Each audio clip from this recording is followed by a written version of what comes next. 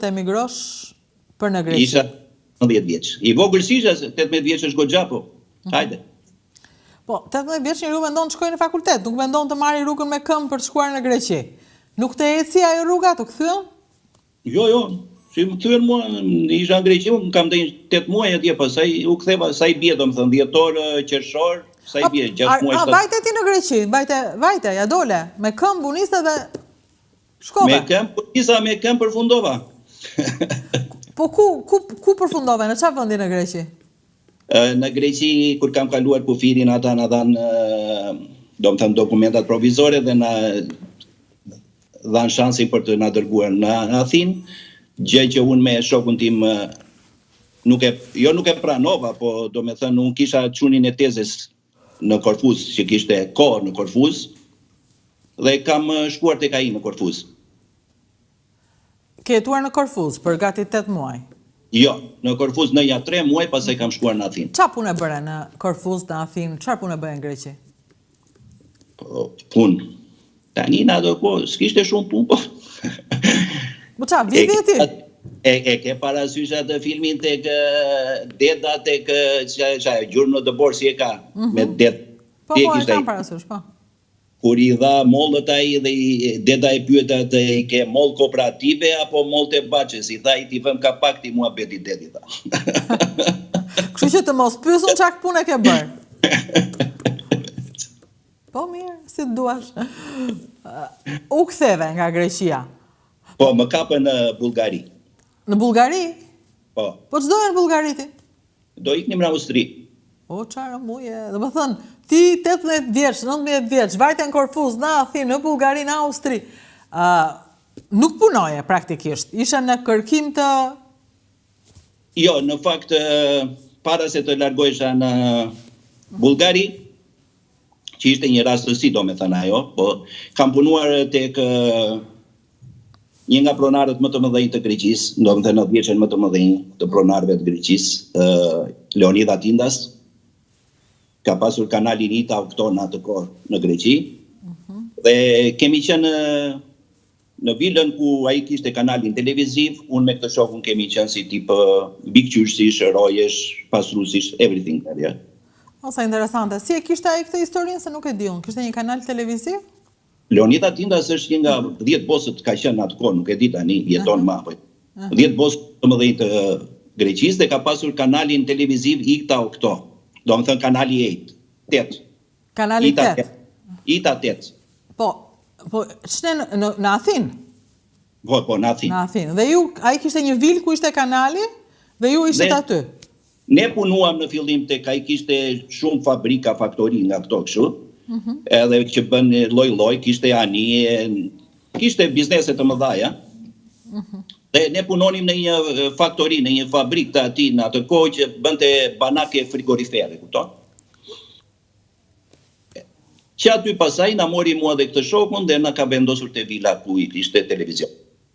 Si ishte televizionin atë kohë? Si të dugej ty se ti ishe mësuar me TVSH në Shqipëri? S'kishim aq kohë të mendonim si ishte atje apo si ishte në Shqipëri. Bukur, nuk ishim kohë të mendonim. Ndërkohë, pa pas kohë për të menduar, ti e merr vazhdon rrugën Bullgari, Austri. Jo, në këtë kohë do me thënë ndodhi një incident dhe ai në do me thënë punë shqiptarësh. Aty edhe ai na pagoi, do me thënë, edhe na tha nuk mund të punonim më këtu. Po ç'a bët? U zut? Jo, një shqiptar tjetër që punonte për atë, do me thënë, u bë xheloz dhe filloi po shpifte tek ai atarin kot atje. E ke parasysh? Jo, se kam parasysh.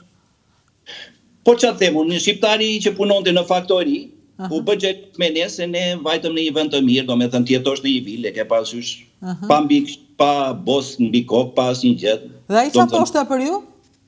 Ai thoshte rin kot, bëjnë atje lojra, punë e tij, e ke parasysh ç'a mund të shpifi një njeri. Kuptoj. Shiko, këta xhelozitë e shqiptarëve janë të tmerrshme, se s'mjaftojnë këtu në Shqipëri, po edhe andej, kudo që vën, desin të spionojnë njëri tjetrin. Ata se kanë përgjet të lëpijen tek i huaj, për shqiptarin janë kancer për njëri tjetrin. Nice. Ja. Edhe që ty pasaj kemi vajtur në stacionin e autobusit, domethënë për të kthyer në Shqipëri. Aty ne kemi takuar një çunin ton të lagjes në Fier, i cili na ka thënë është një grek që ofron punë edhe kërkon dy njerëz, domethënë, doni të veni, po ku është, i themi, po nuk është shumë larg, jo kështu ashtu, ju pagon biletën, ju jep edhe lekët, e kupton? I them, "Shoku, hajde vemi e provoj një herë." Në kohën që na jep biletën ai, shikoi unë bileta ishte 6200 dramin atë kohë. A 5200, diçka e tillë. I them atij shokut unë, më duket na ka prerë biletën për Tiranë, se deri në Kakavri i them është rreth 5000. Kurse kjo që nga 5700, ku do përfundojmë ne, thash unë. Si përfundim kjo ishte në kufi ata Selanikut. Në kufi me Maqedoninë. O nënë Zez Rudina, kemi vajtur atje të keqen e fshatrave të Malësisë. Të merë. Ju ikët për mirë, për jetë të mirë. Të merë. Atje, dhe natën e parë unë kam fletur, ti duhet ta di se ti nga Vlora gjithashtu, mbi Sënduk. E di çfarë Sënduku? E di çfarë Sënduku, po Sënduqet nuk I kanë vlojatët, I kanë të gjithë. Do mirë, po them, ne e përdornim pak në Vlorë. Më ka shtruar mbi Sënduk mua ajo. Po pse s'kishte krevat? Po ku ti unë pyet atë. Të nesmen me atë shokun jemi takuar sa ishte tek një familje tjetër, I thash shpejt iki me vrap. Ku na kanë sjell? Po çfarë punë do bënit atje ju? A se morëm vesh fare. Sa ritëm deri te puna. Ikët. Po të flesh mbi Sënduk çfarë punë pretendon peshti. Që aty pasaj kemi marrë rrugën në këmbë si që ishim, ngrinim dorën makinave, na mori gjithë fshati zët, na urrende. Ju këshin na fshate, se I kështë pagu biletën ai tjetëri, normal. Dolëm në rrugë të madhe pasaj dhe nuk dinim ku ishim. E vetmja gjë që dija me pak, do me thënë, me afërsi ishte që në kratë të djathtë ishte Selaniku, në kratë të majtë nuk dije qa ishte. Si përfundim ku u kthyet? Në Athinë apo në Shqipëri? Në Bullgari. A vajtë... Që aty pasaj ne na ka marrë një makinë dhe na tha që qyteti më I afërt këtu tha është Zeres. Zeres ishte në kufi me Turqinë. I hipi makinës, duke ikur për në Zeres, koka ime për keq vajti I majtas dhe shikon Bullgari 36 kilometra. Që ka afër the? 36 kilometra, thash Fier Vlorë, I thash shoferit mbaj, ai u çudit ç'a doni, jo mbaj, s'ka problem, I thash po zbresim tu. Kemi zbritur aty, më thot ai shoku ç'a pati, I thash shiko tabelën, Bullgari 36 kilometra, let's go. Hajde thaj, u pa puna.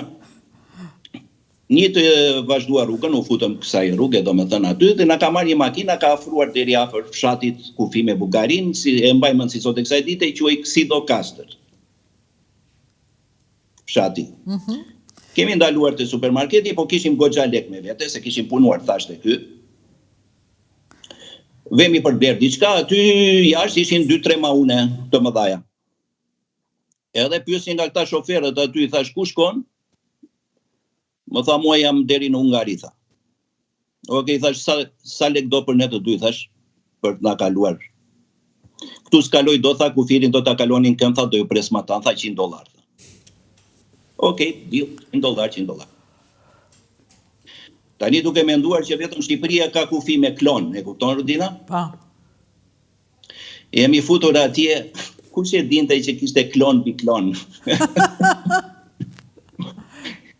Mbaj mend që ishte një tokë, do me thënë nga këto tokarë, si I thonë këta në përfshatra kështu. E punuar aty. Jemi futur, atje ka qenë një urë dhe lumi. Kemi kaluar lumin Matan, dhe aty ka qenë kampi ushtarak bulgar. Në krahun tjetër ishte e rrethuar prap me tela dhe ishte kulla, ku rinte roja me projektor. E provojmë nga kulla të futeshim, s'kishim gjë aty. Ngjitemi çik më lart, ishte tramversa që kalonte treni, edhe aty kishte kull, nuk do na diktoni se s'ben. Kështu që morëm krahun e majt, ku ishte kampi ushtarak dhe ishte një si tip rrugice, mund ta themi, midis lumit edhe telave me gjemba. Ik lart e ik poshtë, hajde poshtë, ik lart, hajde poshtë, për të gjetur ndonjë shteg, po atje ishte vetëm tel me gjemba, kufiri. Më në fund gjetëm aty një shteg që e hapëm vetë, futemi, kalojmë atan, futemi prapë në një tokar aty, ec, telat e dytë, telat e tretë, të katër, të pestë. Thash me vete ku jemi këtu. 5 radhë me tela, në çdo 50 metra.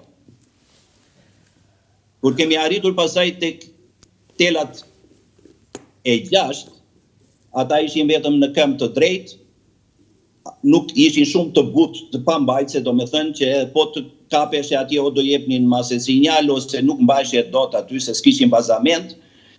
Dhe i them të shokut, hajde vemi afër kampit, mase gjejmë ndonjë rrugë aty. Tek fundi i telave, ku futeshe në kamp dhe mund të rrotulloheshe më mbas, pasaj të dile mbas telave, ishte kolibja ku rinte ushtari. Aty ai po flinte, gjumë në këmbë, i kemi kaluar para dhe kemi kaluar të pjesën e telave. Që aty pasaj, vini 3 telat e fundit, ku ishin tamam si në klonin shqiptar, ato në formë të-ja ashtu, pasaj vinte, mbasi kaloi ato, vinte teli sinjalizus, dhe mbas tyre ishte po e njëjta si kjo në formë të-ja. Si përfundim kalove? Kaluam, se të lodha. Jo, e një lodh ju, pa unë vetëm po ju dëgjoj, po sa e një lodhur ju. E kaluam atë aty, pasi bëmja 50 metra, shikojmë që po vinte posta bulgare aty. Kanë ardhur ata me projektor. Jo, vetëm një pyetje kam. Gjithë kjo tortur për çfarë? Ju s'dinit ku po shkonit. Do të thënë njeriu torturohet për të shkuar diku që e di që e pret diçka. Pse torturohet këtu? Ajo kishte njeriu e tij doktor në Austri, kështu që ne kishim dëgjuar që Austria ishte 100 herë më mirë se Greqia. E kishim një farë baze, e kupton. Një farë baze. Po. Tani ka gjë dinim që Gjermani, Itali, Austri ishin më mirë se Greqia. U futët në Bullgari, pastaj çan